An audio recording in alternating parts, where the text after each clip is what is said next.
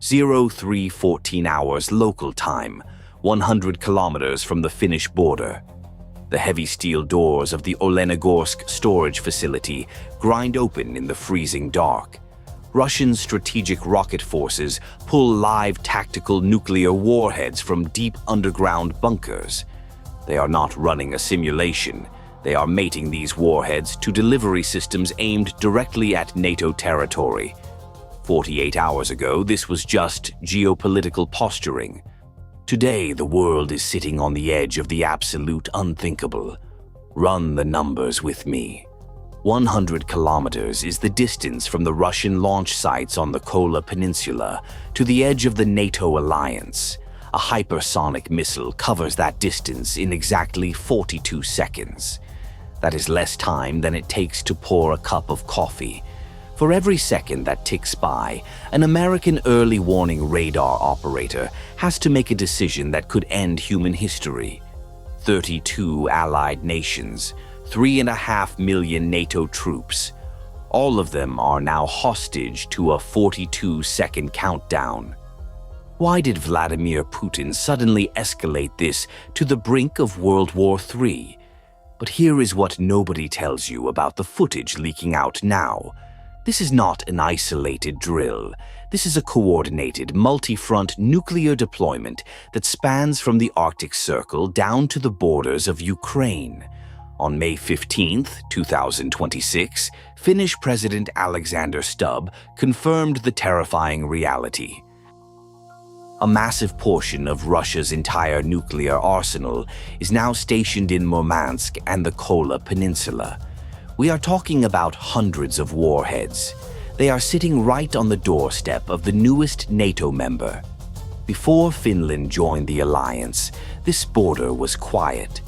Now it is the most dangerous flashpoint on the planet. But look closer at the geography. The Kola Peninsula is not just a piece of land. It is a fortress. It houses the Russian Northern Fleet. It protects the ballistic missile submarines that carry enough destructive power to wipe out the eastern seaboard of the United States.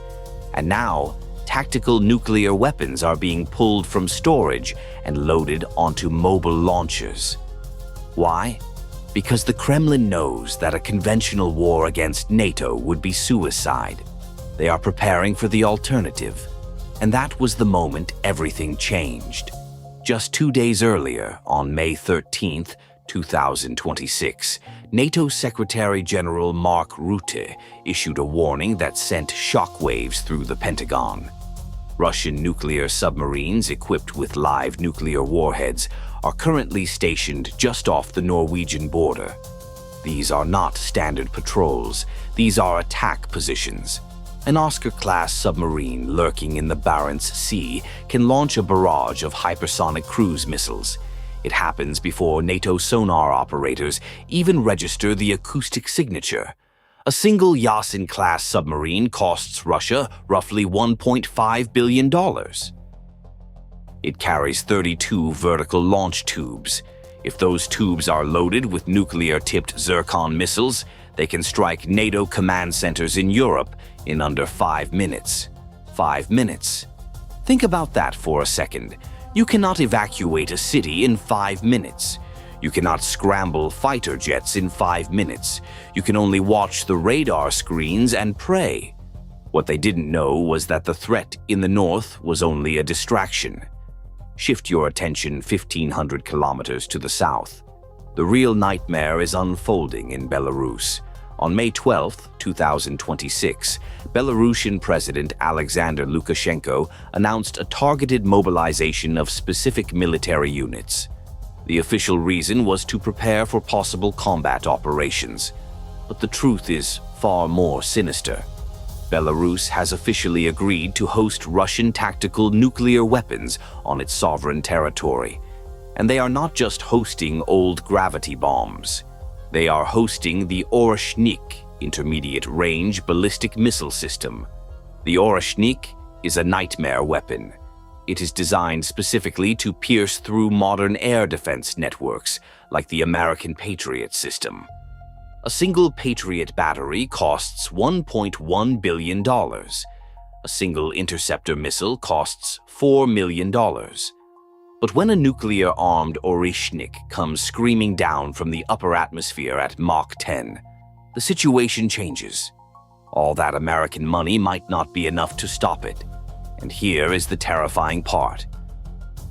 Putin has explicitly stated that these Oreshnik missiles can and will be equipped with nuclear warheads. This wasn't a defensive maneuver. This was a preparation for an offensive strike.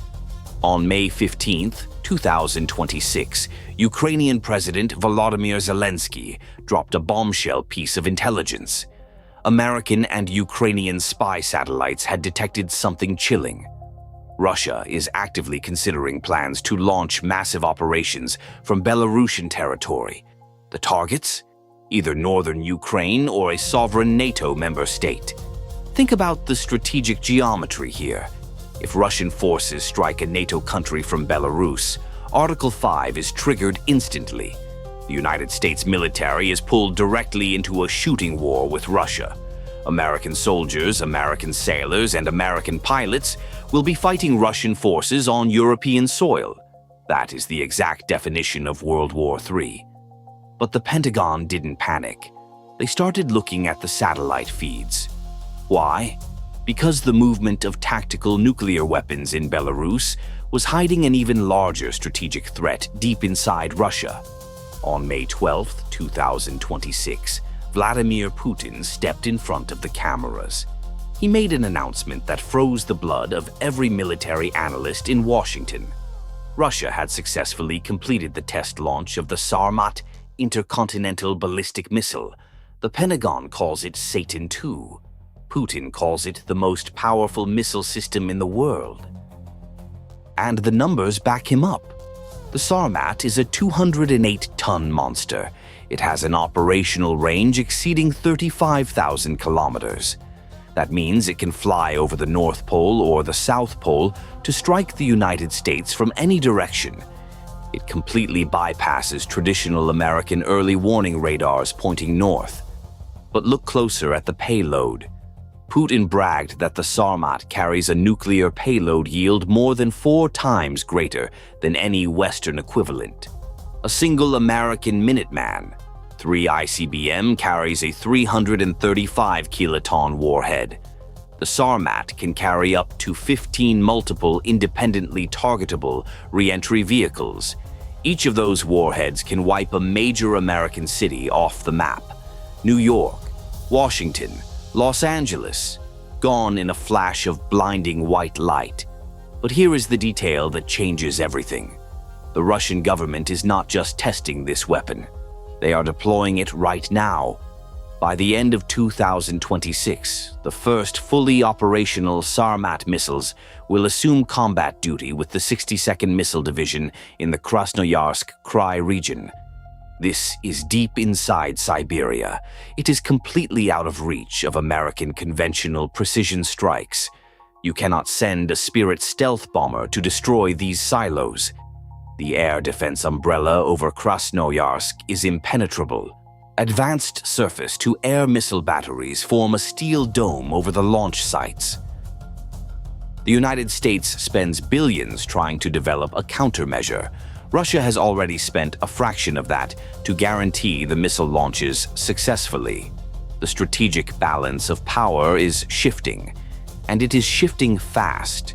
What they didn't know was that European defense chiefs were already preparing for the worst-case scenario. German Chief of Defense Carsten Breuer dropped a terrifying timeline on the desk of NATO commanders this week. He warned that Russia will be fully militarily capable of attacking NATO by 2029. 2029. That is less than 3 years away. 3 years to prepare for a continental war. 3 years to build enough artillery shells, interceptor missiles, and armored vehicles to stop a Russian invasion force. But the physical movement of nuclear warheads in Murmansk and Belarus suggests that Putin is not waiting for 2029. He is accelerating the timeline. He is testing the waters right now to see if Washington will blink. This is a classic Soviet-era escalation tactic. You push the boundary until you meet steel. If you don't meet steel, you keep pushing. And NATO is finally showing steel. But is it enough? NATO has just announced a radical new defense strategy.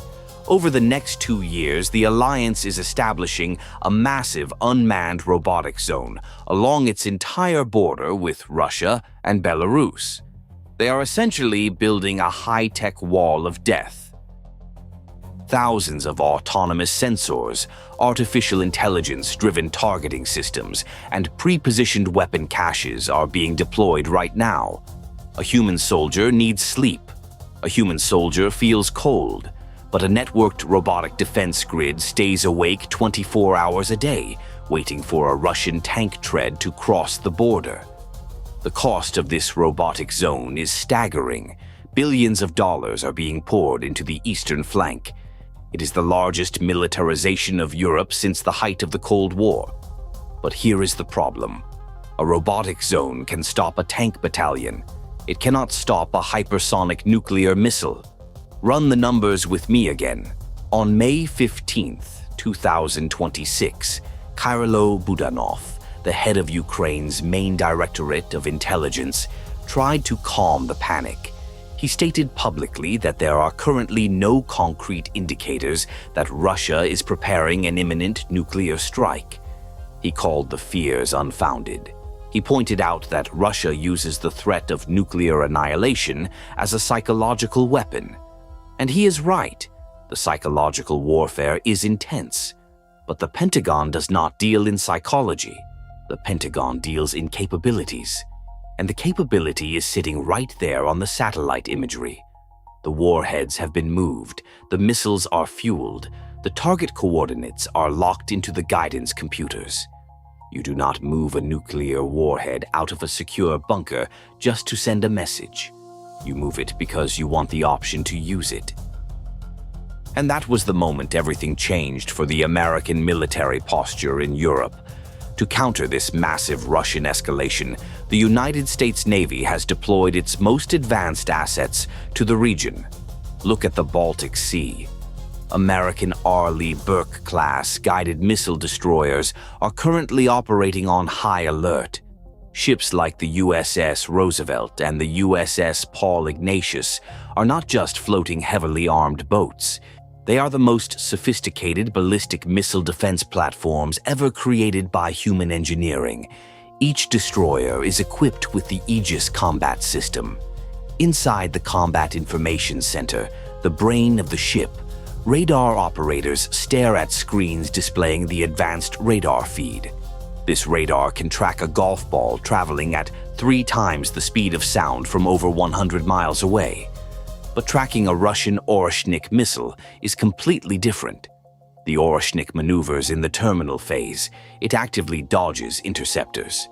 An American Standard Missile-3 interceptor costs $36 million. It is a kinetic kill vehicle. It does not use explosives.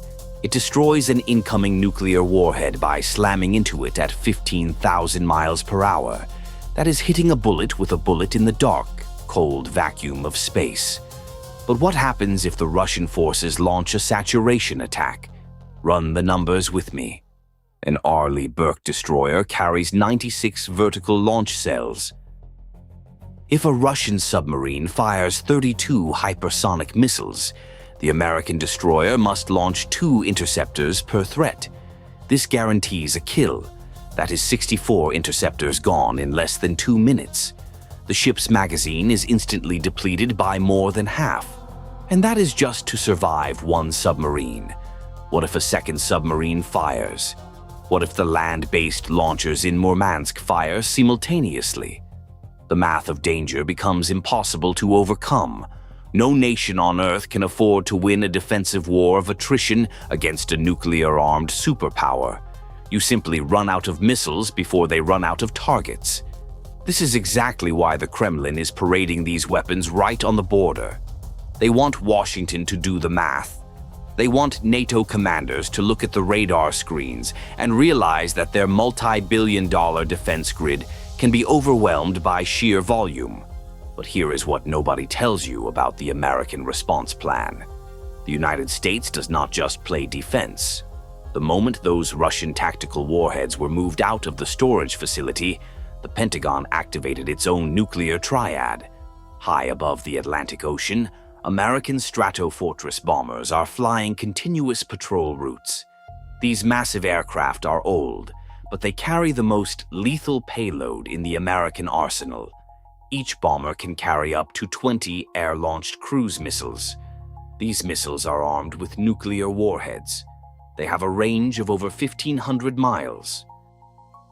That means an American bomber flying safely over the United Kingdom can launch a devastating nuclear strike directly into the heart of Russian military infrastructure.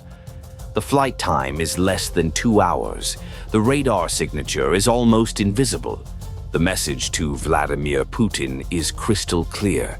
If you launch a tactical nuclear weapon against a NATO member, the response will not be proportional. The response will be apocalyptic. And that is the terrifying tightrope the world is walking on right now. Every single day this standoff continues. It drains billions of dollars from the global economy. The cost of keeping American carrier strike groups on station is astronomical. A single Nimitz-class aircraft carrier costs $8.5 million a day to operate. That is the annual tax contribution of over 500 American families, burned in just 24 hours. But the cost of failure is much higher. If a single Russian Oreshnik missile strikes a NATO logistics hub in Poland, the global supply chain collapses instantly. Energy markets would freeze. The price of oil would skyrocket to $300 a barrel in a matter of hours. The economic shockwave would destroy the savings of millions of Americans. You cannot isolate a nuclear conflict to Eastern Europe. The fallout, both literal and economic, will reach the shores of the United States. But look closer at the men and women standing on the front lines. The 5,000 American sailors aboard a deployed aircraft carrier are not thinking about economics. They are thinking about survival. They are running drills day and night. They are preparing for the moment the alarm sounds and the sky fills with Russian hypersonic missiles. They know that if deterrence fails, they are the first line of defense. And they might be the only line of defense. This is the reality of the new Cold War. It is not fought with proxy armies. It is fought with hypersonic glide vehicles and tactical nuclear warheads parked 100 kilometers from the NATO border. Vladimir Putin has placed his most dangerous pieces on the chessboard. He has deployed the Sarmat. He has mobilized Belarusian forces. He has positioned nuclear submarines off the coast of Norway. The trap is set. The world is watching to see how NATO will respond. Will Washington back down to avoid a nuclear exchange? Or will the American military demonstrate the overwhelming kinetic power required to force Russian forces back into their underground bunkers? The next 72 hours are absolutely critical. One miscalculation, one false radar track, one nervous commander with his finger hovering over the launch button. That is all it takes to turn a military exercise into the final chapter. The stakes have never been higher. The margin of error has never been smaller. The clock is ticking down to 2029, but the threat is already here. What do you think the Pentagon should do next? Should they strike first? Tell us right down below.